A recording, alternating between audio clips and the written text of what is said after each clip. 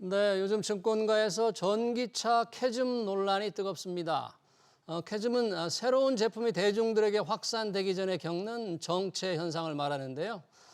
전기차 성장 둔화가 캐즘일지 아니면 장기 침체에 빠질지 관련 소재 기업들의 주가 흐름은 어떻게 될지 전문가들과 토론해 보겠습니다. 최영석 한라대 미래모빌리티공학과 개건 교수, 한병화 유진투자증권 연구위원 나오셨습니다. 두 분 어서 오세요. 네, 반갑습니다. 자, 요즘 국내 배터리 회사 주가가 참 좋지 않고요. 전기차가 수요 부진이다. 늘어나는 게 급제동이 걸렸다. 그러면서 주가 역시 좋지 않습니다. 한때 배터리 회사들, 배터리 소재 회사들 작년 상반기만 해도 투자자들의 정말 벼락부자를 만들어줄 것으로 기대됐는데 요즘 어느 정도 지금 상황인지 한병화 의원님 이 분야 상당히 많이 연구를 하고 계시는데 배터리 회사, 소재 회사 전체적인 주가 동향이 어떻습니까 지금? 주가는 지금 지난 한 1년 정도 보면 뭐 많은 업체들이 그 최저치에 있는 상태이고요. 예. 일부 업체들은 아직까지도 좀 올라가 있는 업체들이 있긴 한데 예. 전체적으로 보면 큰 배터리 셀 업체들이 예. 대부분 주가가 연중 최저 수준 근처에 있다고 이렇게 보시면 될 것 같아요. 배터리 셀, 네. SK온, 네. 삼성 SDI, LG 에너지 솔루션부터 시작해서 뭐 큰 양극재 업체들까지도 대부분 다 소재 업체들은 수준은 어때요? 소재 업체들이 조금 전에 말씀드린 양극재 업체들이 네. 양극재 업체들도 지난 1년간으로 봤을 때는 뭐 안 좋은 수준이고요. 최저 수준인데 최저 수준. 그 이전 그러니까 2022년 말 정도에서 보면 아직까지는 좀 올라 있는 상태이고요. 2022년 말 대비로 말 정도 올라 있어요? 대비해서는 올라 있는 상태인데 네, 작년도 초를 기점으로 해서 보면 지금 빠져 있는 상태이고요. 네. 그러면 전고점이라 할까? 최고점 대비해서는 뭐 거의 다 절반 수준입니까? 그 절반, 네, 그렇죠. 절반 이상 빠진 업체들도 있고요. 네, 뭐 3분의 1 빠진 업체들도 있고 그렇습니다. 배터리 셀을 만드는 회사들의 실적은 좀 지금 그러면 다 안 좋습니까? 죠? 네, 작년 4분기부터 실적들이 예상보다 많이 하회를 하기 시작을 했고요. 예. 뭐 지금 SK 같은 케이스는 계속 적자가 나고 있는 상태이고, 네. LG 에너지 솔루션, SDI도 우리 애널리스트 추정하는 컨센서스보다 지금 계속 하회하고 있는 그런 계속 상태이죠. 떨어지고. 네.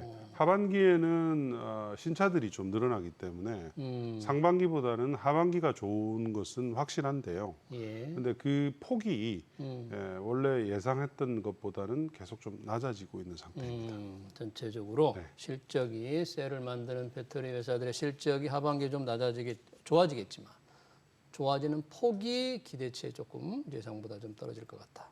결국 이게 전기차 판매와 직접적으로 연관이 돼 있지 않습니까? 배터리 회사나 배터리 소재 회사들의 실적이라는 게 올 들어서 지금 전기차 판매 둔화되고 성장이 좀 제동이 걸렸다 이런 얘기를 많이 했는데 실제 얼마나 지금 안 좋아지고 있는 겁니까? 네, 올해 뭐 1월부터 4월까지 전 세계 전기차 등록이 한 428만 대 정도 되고요. 전년 대비 한 뭐 20.3% 정도 성장. 20.3%. 뭐 성장은 했기 때문에 성장이라고 볼 수는 있지만 성장률 자체가 전년 대비 봤을 때는 거의 절반 이하로 떨어진 그런 이제 상황이고요. 그나마 좀 저가형 차들이라든지 이제 보급형에 대한 것들이 좀 확산이 되곤 있지만 어쨌건 작년 저작년과 같은 파격적인 성장은 줄어들었다. 그리고 앞으로도 조금 힘들 것 같다. 힘들 것 같다. 예전과 같은 그런 성장은 좀 힘들 것 같다라는 지금 말씀하신 게 이제 중국을 합쳐서 봐서 그렇고요. 저게 전체적으로 네, 중국은 30%가 넘는 성장이거든요. 5월 기준으로 누적으로 보면. 예. 근데 이제 미국이나 유럽은 한 자릿수 성장이고요.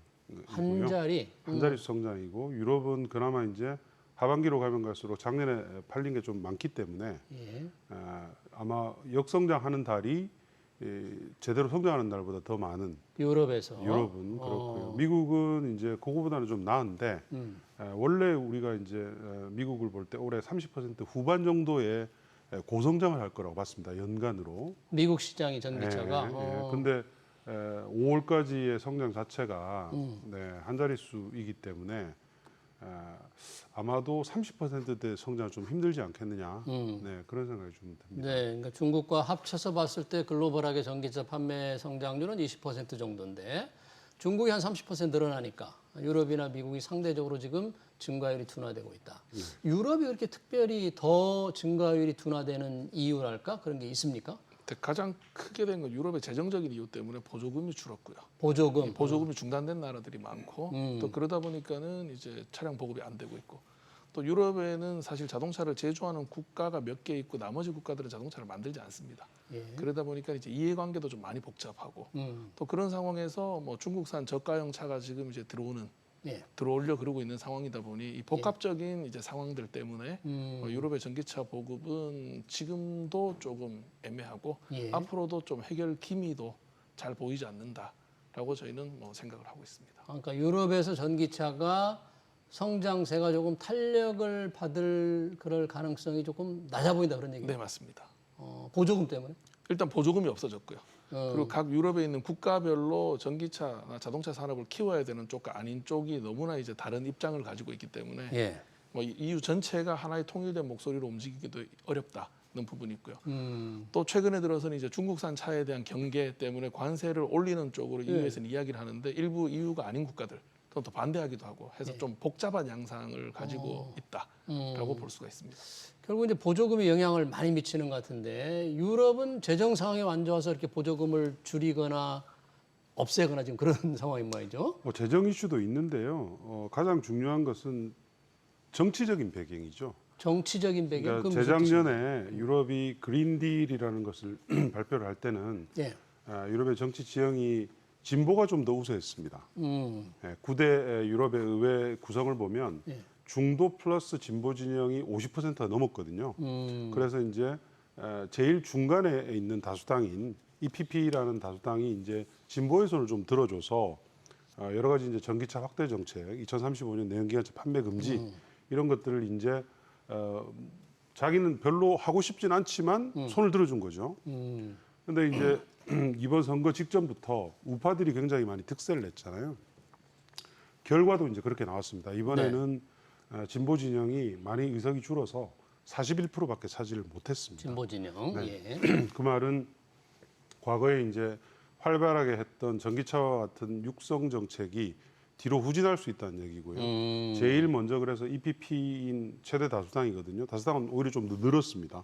중도 보수입니다. EPP는. 네. 그 중도 보수의 당수가 2035년도 내연기관차 판매 금지에 대해서 재검토하겠다 하고 얘기를 했습니다. 원래 2035년부터는 새로운 차는 내연기관차를 못 팔게 돼 있는데 그거에 대해서 아마 재검토를 들어갈 것 같은데 그게 이제 전면적인 재검토는 아마 힘들 것 같고요. 네. 탄소 감축 목표가 있기 때문에 그러나 이제 이걸 뭐 예를 들어서 한 5년 정도 늦춘다든지 이런 정책은 절충안이 충분히 나올 수가 있습니다. 더군다나 지금 이제 가장 중심 국가인 독일에서 예. 독일은 전체가 아마 이런 것에 대해서 좀 한결같이 반대하는 목소리를 내고 있는 상황입니다. 예. 네, 그래서 정책의 후퇴가 유럽 시장에 지금 이미 영향을 미치고 있는 상태이다. 그렇게 보시면 될 것 같습니다. 그러고 보니까 이 전기차의 판매에 결정적으로 영향을 미치는 게 각 주요국의 전기차 관련 정책이네요. 어떤 경제 상황도 좀 영향을 미칠 수 있고 재정 상황도 영향을 미칠 수 있겠지만 만약 2035년에 내연기관차를 못 팔게 하는 정책이 상당 기간 미뤄진다고 한다면 전기차에 엄청난 타격을 주는 거 아닐까요? 솔직히 말씀드려서 자동차 업계 입장에서는 뭐 유럽도 2035년 또 뭐 미국 같은 경우에도 뭐 언제까지 국내 같은 경우에도 그런 말씀들이 있었습니다만은 이게 산업 구조 전체를 다 바꾸는 거기 때문에 현실적으로 그게 가능하다라기보다는 약간 정치적 아젠다에 가깝다. 라는 생각들을 가지고 있었고 방향성 자체를 일단은 지시를 한 거기 때문에 속도에 대한 완급 조절은 충분히 예상을 하고 있었다고 보는 게 맞습니다. 네. 그리고 또 현실적으로도 만약에 뭐 2035년부터 완전히 못하게 만든다 그러면은 대대적인 산업 구조 개편이 일어나야 되는데 그게 그렇게 쉽지가 않거든요. 또한 그 기존에 뭐 특히 유럽 같은 경우에 이제 독일 제조사들 뭐 프랑스 제조사들이 전기차에 대해서 그렇게 기민하게 대응을 하지 못하고 있는 것도 사실이고요. 예. 그나마 폭스바겐 같은 경우 이제 어느 정도 궤도에 올라가고 있다라고 볼 수 있고요. 예. BMW, 메르세데스 벤츠 역시 이제 스타트 지점을 조금 넘어섰다 정도밖에 못 보고 있고 예. 또 그 나라 구조 자체가 워낙 또 느리고 빠른 변화를 하지 않는 그런 문화적인 특성도 있다 보니까는 이제 그게 과연 지켜질 수 있었느냐는 자동차 산업 쪽에 계신 분들은 사실은 뭐 현실적으로 봤을 때 시간이 걸릴 수밖에 없다. 2035년에 과연 제대로 시행될까 조금 의구심을 좀 가지고 있어다 이런 얘기예요. 현실적으로. 현실적으로. 그렇지만 탄소 배출에 대한 이제 규제 예. 그리고 지구 온난화에 대한 전반적인 이제 방향성 자체는 그린 쪽으로 가고 있다는 거는 뭐 변함이 없고요. 네. 또 이게 아무리 안 되더라도 현재 지금 침체했다 그러더라도 한 20% 정도 성장을 전체적으로 지금 하고 있는데 아마 20세기 이후에 매년 20%씩이라도 성장하는 사업이 그렇게 많지는 않다라고 저는 생각을 하고 있습니다. 20% 정도 올해도 20%. 그 전에는 2023년, 2022년 훨씬 더 높았잖아요. 그러니까 올해가 예상대로 20% 성장을 한다고 할 경우에 그 성장률을 계속 유지한다면 대단할 텐데 과연 유지할 수 있을지 아니면 더 빠른 속도로 둔화될지. 그래서 요즘 이 전기차가 캐즘이다 아니다 이런 논란이 좀 있습니다. 캐즘이라는 게 새로운 기술이나 제품이 이제 대중에 확산되기 전에 좀 정체를 겪는 건데 그렇게 봐야 합니까? 우리 한병화 의원님은 지금 전기차 시장의 성장 둔화를 캐즘으로 이렇게 딱 정의하는 규정하는 걸 어떻게 보세요? 일시적인 침체라는 관점에서 보면 캐즘은 맞는데요. 예. 근데 캐즘이 얘기하는 것은 어떤 자연스러운 성장 곡선 하에서 일시적인 후퇴거든요. 근데 전기차 산업은 수요를 만드는 게 사는 것은 최종 소비자들은 소비자들이지만 정책입니다. 정책이라서 정책이, 이걸 일시적인 캐즘으로 보기 좀 어렵습니다. 정책이 후퇴하고 있지 않습니까? 정책이 후퇴하고 있어서 그렇죠. 유럽의 유로 7의 강력한 도입이 사실은 내년부터였었거든요. 유로 7이라는 건 뭘 얘기하나요? 이게 차에서 나오는 배출물, 질소산화물 같은 이런 배출물에 대한 강력한 규제가 원래 사실은 2년 전부터 얘기를 하면서 네. 2025년부터 유럽이 도입하기로 했었거든요. 근데 선거가 치러지기도 전인데 올해 들어와서 2030년으로 그걸 연기를 했습니다. 그러니까 이미 거기서부터 이제 지표가 나온 것이고요. 미국도 마찬가지입니다. 미국도 바이든 정부가 전기차를 굉장히 푸신하고 있지만 최근에 이제 확정이 된 미국의 연비 규제, 연비 규제가 이제 굉장히 중요한 축인데요. 연비 규제에 있어서 대형 차, 그러니까 우리가 미국인들이 특히 많이 타는 SUV, 그다음에 픽업 트럭 이런 것에 대한 연비 규제를 대폭 낮췄습니다. 원래 초안 대비해서 예. 굉장히 크게 낮춰서 전기차, 순수 전기차 아닌 하이브리드로도 상당 부분 완성차 업체들의 그 기준을 맞출 수 있게끔 그렇게 이제 하면서 지금 유럽도 그렇고 미국도 그렇고 하이브리드 전성 시대입니다. 하이브리드는 내연기관차잖아요. 예. 그러니까 결과적으로 지금 전기차 시장에 이런 일시적인 침체를 유발한 거는 정책이라는 거죠. 그러니까 정책에 의한 캐즘은 그런 말은 없거든요. 그래서 네. 캐즘이라기보다는 예. 전기차 시장이 다시 재성장세를 가져오기 위해서는 정책의 지원 강도가 다시 올라가는 어떤 계기가 있어야 된다. 그렇게 보고 있습니다. 그러니까 지금이 캐즘이냐 아니냐 뭐 이런 얘기를 할 때 정책적인 영향으로 전기차 성장 둔화가 지금 이루어지고 있는데 정책이 그런 친환경 차에서 좀 후퇴하고 있기 때문에 그냥 캐즘이다 이렇게 볼 수 있느냐 그런 거잖아요. 그 전기차 시장이 전체가 캐즘이면 중국 시장이 성장 안 해야죠. 근데 중국은 올해 30% 이상 지금 성장하고 있습니다. 중국은? 근데 왜 그러냐면 네.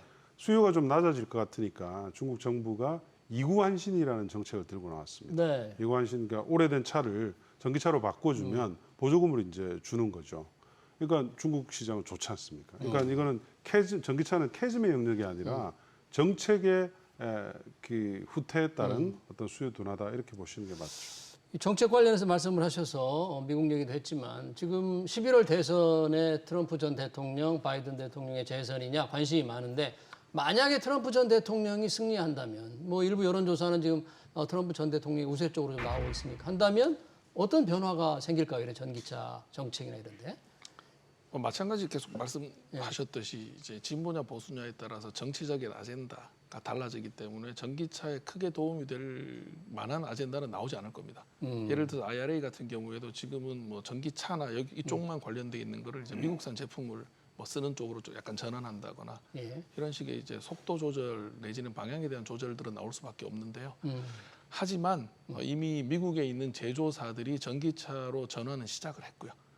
또 그 리드 타임이 지금 걸리고 있고요. 그리고 지금 현재 미국에서 발생하고 있는 여러 가지 그 전기차 쪽의 확산의 속도가 조금 지연되는 것들을 자동차 관점에서 봤을 때는 GM이 전기차를 준비할 수 있는 시간을 좀 벌어주는 거 아닌가 하는 그런 느낌이 있고요. GM의 시간을 좀 더 벌어주는 네, 왜냐하면은 전기차에 대한 준비가 네. 사실 많이 느리게 준비되어 있습니다. 예를 들어 포드 같은 경우에도 배터리 공급도 문제가 있고 차량 개발도 문제가 있고 판매도 문제가 있고 이런 것들이 다 문제가 있었기 때문에 이게 현실적인 경쟁력을 가질 수 있을 만큼 속도 조절을 좀 해주는 것처럼 저희는 지금 좀 의심 어린 눈으로 보고 있고요. 예. 이제 그 관점에서 봤을 때는 뭐 트럼프가 되더라도 모든 걸 한꺼번에는 다 바꿀 수가 없기 때문에 이 방향 바이든 대통령이 자체를 추진해온 이런 친환경 네, 정책을 맞습니다. 전부 바꿀 수가 없다. 네, 왜냐하면 그게 뭐 의회 동의도 있어야 되는 거고. 예. 물론 이제 정치적인 구도가 바뀌면은 뭐 방향이 바뀔 수는 있습니다만은 예를 들어서 오른쪽으로 갔다가 갑자기 급격하게 왼쪽으로 갈 수 있는 거는 이제 산업군들도 따라가야 되기 때문에 아마 그런 부분들이 그렇게 급격하게 뭐 전기차를 내팽개친다거나 못 간다거나 하는 그런 상황은 아닐 거로 지금 보고 있습니다. 그러네요. 관련해서 뭐 전기차 1등 또 우리 서학개미들이 가장 많이 샀던 주식. 요즘은 이제 엔비디아로 관심이 좀 오는 것 같습니다만 테슬라 주가 정말 부진한데 뭐 전기차 수요가 워낙에 판매가 안 좋으니까 주가가 낮을 수밖에 없는데 이게 뭐 하반기는 조금 괜찮을 것 같다. 좀 강세장을 기대할 수 있다. 이런 전망 나오는데 한병화 의원님은 혹시 어떻게 보세요? 테슬라는 일론 머스크가 작년 4분기 실적 컨퍼런스 콜 할 때부터 올해의 전기차 판매가 부진하다고 이미 얘기를 했습니다. 그러니까 수요에 대해서 가장 민감한 기업이고 1등 기업이기 때문에 예. 트렌드를 이제 잘 알고 있는 거죠. 그래서 테슬라 전기차 판매에 대한 눈높이를 많이 낮춰놓은 상태고요. 최근에 테슬라 주가의 움직임은 전기차하고 상관이 없습니다. 전기차 부진하고 상관없어요? 상관없고 AI, 그다음에 로봇, 자율주행 예. 이런 쪽으로 이제 일론 머스크가 계속 얘기를 하고 있죠. 그러니까 단순하게 우리는 자동차를 파는 회사가 아니라는 그런 시그널을 계속 주면서 오히려 그런 쪽에서 어떤 변화, 뭐 로봇 택시가 뭐 출시를 한다든지 이런 쪽에서의 주가의 움직임의 흐름을 바라는 그런 쪽으로 지금 IR을 하고 있는 상태이고요. 다만 이제 제가 말씀드릴 수 있는 것은 어쨌든 테슬라의 지금 실적은 전기차 판매에서만 일어나고 있거든요. 물론 ESS가 좀 있습니다만 그쪽이 어떤 의미 있는 턴어라운드가 하지 않으면 테슬라의 주가는 추세적인 상승으로 가기는 좀 어렵습니다. 전기차 판매에서 큰 변화가 없다면. 그렇죠. 예, 그래서 그냥 어느 정도 이제 AI나 이런 것들은 주가를 어느 정도 잡아주는 하락을 이제 추가적으로 어떤 잡아주는 그런 역할에 불과하죠. 근데 테슬라의 판매의 성장세는 의미 있는 것은 중저가 모델이 나와야 됩니다. 중저가 모델이. 네, 그러니까 예전에 이제 모델 2라고 해서 우리가 굉장히 기대를 많이 했었는데 네. 그런 부분을 내년에 낼지 내후년에 낼지 그거는 아직 좀 불확실하거든요.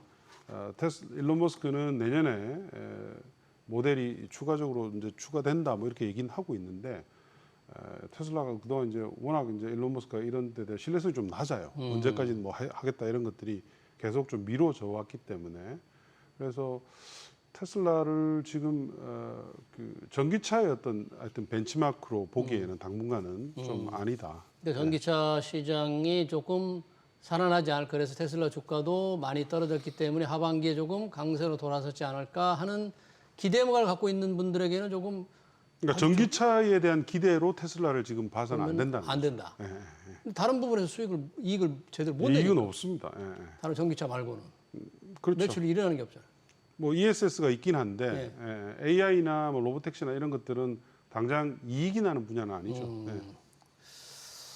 자, 이 중국 전기차가 대해서 지금 미국이나 유럽이 관세를 계속 올리는데 이렇게 관세를 올리면 우리 현대차나 기아차에 상당히 좀 긍정적인 영향이 있을까요? 우리나라 배터리라든지 뭐 배터리도 좀 관세를 올리기로 했으니까 중국산 어떻게 보십니까? 반사이익 좀 기대할 만합니까?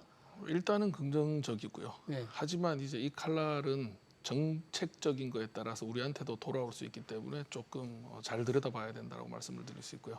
무슨 뜻인가요? 앞에 테슬라 잠깐 말씀드렸듯이 이제 원래 미국 정부에서 상당히 밀어주는 거였는데 이제 중국산을 안 되게 만들면서 중국에서 만든 테슬라 차들이 유럽으로 수출될 때 이제 관세에 대한 문제들 발생했고 또 미국으로 들어오는 것도 문제가 발생을 했죠. 네. 즉 미국에서 나오는 정책이 어떤 특정 회사를 위해서 하는 게 아니고 그들의 정책적인 목적에 따라서 바뀌기 때문에 우리가 거기에 해당될 수 있는지 없는지를 잘 봐야 됩니다. 예를 들어서 뭐 얼마 전에 같은 경우에도 이제 미국에 있는 현대자동차 공장, 새로 진 공장 같은 경우에 세제 혜택을 못 받은 걸로 알고 있습니다. 우리요? 네네. 왜 못 그게 받아? 왜냐하면은 이제 그 내용을 봤을 때는 신재생 전력의 사용량에 대한 관련된 것들이 준비가 덜 돼 있는 것 때문에 이제 안 준 걸로 돼 있는데 사실 현대차를 주고 싶었던 게 아니고요. 미국 회사들을 주고 싶었고 뭐 하나를 끼워줘야 되기 때문에 이제 현대차 정도가 따라간 거다라고 보는 게 더 맞다고 보고 있고요. 네. 또 현재 지금까지 올해 들어서 이제 미국 쪽의 전기차 판매량을 보더라도 테슬라는 상당히 많이 줄었습니다. 테슬라는. 예, 뭐 중국하고 상관없이 중국 관세랑 상관없이 많이 줄었고 포드 같은 경우 조금 의미심 있는 숫자로 판매가 되고 있고요. 또 그 다음을 이제 현대기아가 거의 같이 따라가고 있거든요. 그래서 과연 현대기아를 위해서 뭔가를 도와주는 게 아니고 이제 미국 회사들을 위해서 도와주는데 거기에 이제 우리가 얼마만큼 같이 발을 맞춰서 따라갈 수 있을까 정도를 고민을 해야 되는 이제 그런 타이밍이라고 봐야 되고 어쨌든 현 시점에서 시장에서 가장 큰 이제 경쟁자들은 가격을 메리트로 한 중국산 차들이기 때문에 이 중국산 차는 단순히 그냥 중국 브랜드만 있는 게 아닙니다. 테슬라 중국에서 만든 것도 중국산 차고요. 그렇죠. 볼보 같은 경우 중국에서 만든 것도 중국산 차량입니다. 이제 여기에 대한 것들에 대한 경쟁력은 뭐 관세 경쟁력을 가질 수 있기 때문에 조금 장점이 있다. 우리한테 조금 왜냐하면 이걸로 인해서 우리 배터리 중국산 배터리에 대해서도 미국이나 이런 데서 관세를 매기면 우리 배터리 좀 뭐 유리하지 않을까? 우리 자동차, 전기차 유리하지 않을까? 그래서 반사 효과로 주가가 좀 더 반등하지 않을까? 뭐 이런 기대감이 좀 증시에서는 있는 것 같은데 그런 기대감은 조금 좀 과도한 금물인가요? 아니요. 미국에 대한 관세는 사실은 근데 IRA가 나왔을 때부터 이미 세팅이 다 돼 있던 거라서 미국 전기차 시장에 대해서는 한국 업체들이 메인이라는 것은 이미 확정된 사실입니다. 그게 뭐 어떻게 변함은 별로 없고요.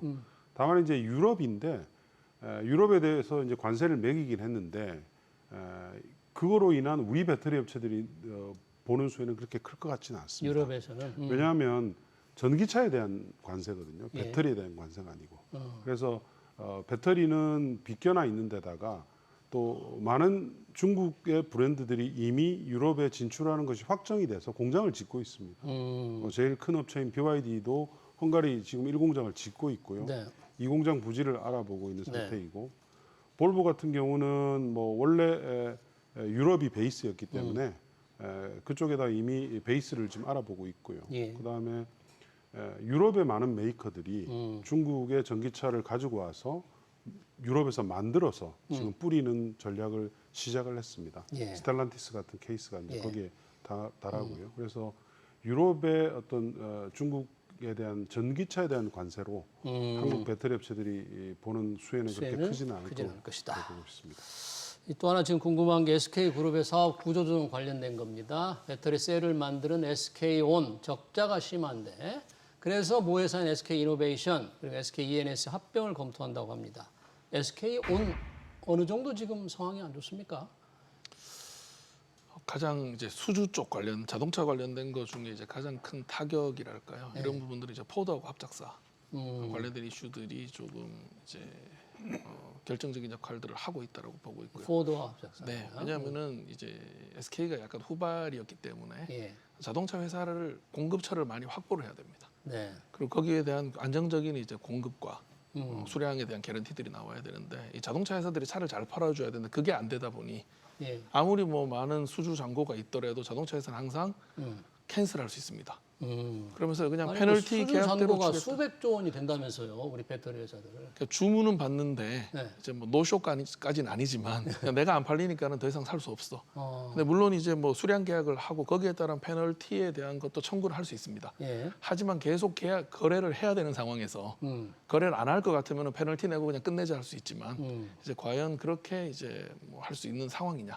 사실 배터리 회사는 자동차 회사한테 공급하는 공급사일 수밖에 없거든요. 그래서 그런 이제 문제 위치를 이제 어떻게 계속 이어나갈 수 있을 거냐 하는 부분들이 있고요. 예.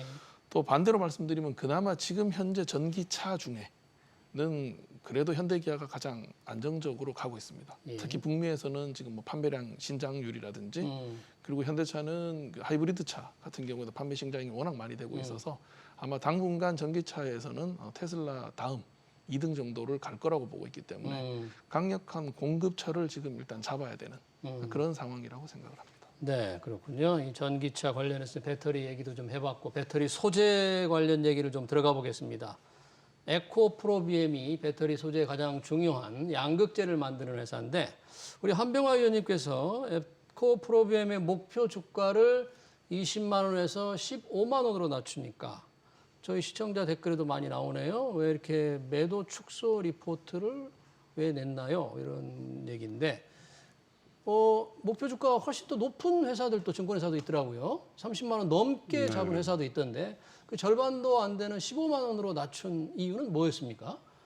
제가 20에서 15만 원으로 낮춘 이유는 조금 전에 말씀드린 유럽과 미국 시장의 전기차 판매가 예상보다 많이 부진하기 때문이에요. 예. 제가 작년 연초에만 하더라도 미국, 유럽을 각각 2030년도에 1,000만 대씩 팔릴 거라고 봤었거든요.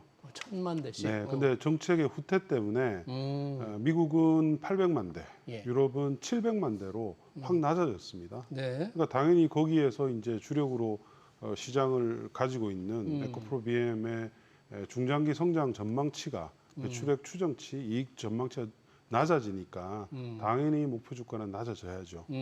그런 걸 떠나서 우리나라의 양극재 업체들의 시가총액은 너무 과다합니다. 예를 들어서 유럽이나 미국 또는 유럽이나 중국 업체 또는 일본 업체 이런 업체들의 비슷한 양극재 업체들이 있지 않습니까? 예. 물론 에코프로비엠이 그 중에서도 제일 좋은 회사입니다. 제일 큰 회사, 제일 큰 회사죠. 그거는 뭐 틀림없지만 네. 그런 업체들의 시가총액과 그들의 매출, 그들의 이익 이런 것들을 비교를 하는 지표들을 봤을 때는 에코프로비엠이나 우리나라의 뭐 포스코 퓨처엠이라든지 이런 업체들의 시가총액이 너무 높아요. 네. 너무 높아서 사실은 조금 과다한 평가를 지금 받고 있는 것이죠. 그래서 저희가 이제 작년 상반기부터 에코프로비엠의 그 투자 의견을 비중 축소로 제시를 하고 있죠. 비중 축소로. 네. 그러면 아까 이 주가가 소재 주가가 최고점 대비 지금 절반 이하로 떨어져 있지 않습니까? 네. 어떻게 보면 굉장히 낙폭이 과다하다 이렇게 주장할 수도 있고 또 하반기에 새로운 전기차가 나오면서 업황이 좀 좋아질 거라는 그런 전망도 있다고 본다면 그런 측면에서는 조금 미래를 주가를 조금 회복 기대감을 갖는 분들도 많을 것 같은데 그런 분들이 생각은 좀 비합리적입니까? 그러니까 작년에 고점을 칠 때 예. 주가 상승이 어떤 펀더멘탈이 반영됐던 게 아니라 작년 그냥 개인 상반기에. 투자가들의 팬덤 현상으로 주가가 급등을 했었거든요. 그래서 그 주가 고점 대비해서 지금 많이 빠졌다고 해서 주식을 사는 것은 아니라는 거죠. 그러니까 이 실적이 굉장히 좋아지는 상태에서 주가가 많이 올랐다가 같이 실적이 나빠지면서 주가가 빠졌으면 지금 주식이 매력적인 가격을 할 수 있습니다. 예. 그러나 그게 아니고 전혀 오히려 펀더멘탈은 안 좋아지고 있는 상태에서 네. 주가만 급등했었거든요. 네. 그래서 지금의 주가 하락세를 하락세가 주가 많이 빠졌다 보기는 좀 어렵습니다. 혹시 그럼에도 불구하고 그런 배터리 회사나 소재 관련해서 조금 주목을 해볼 만한 그런 주식이나 이런 걸 좀 그러니까 들어줄 수 있습니까? 지금 배터리 관련주들을 투자하실 때는 소위 말하는 밸류에이션, 가치 평가가 굉장히 낮아져서 업황이 조금 생각보다는 안 좋다 하더라도 좀 제한적인 밸류에이션이 너무 낮으면 사실은 크게 빠질 여력이 없잖아요. 네. 그런 업체를 사시든지 또는 기존의 사업은 있고 배터리 사업을 신규로 하는 업체들. 신규로 하는 업체들은 업황을 타지가 않고 이제 새로 하는 거니까 네.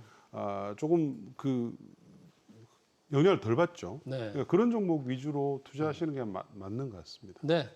잘 알겠습니다. 전기차 캐즘 현상 관련해서 배터리와 배터리 소재 투자 전략까지 잘 들었습니다. 지금까지 최영석 한라대 미래 모빌리티 공학과 개원 교수 한병화 유진투자증권 연구위원이었습니다. 두 분 고맙습니다.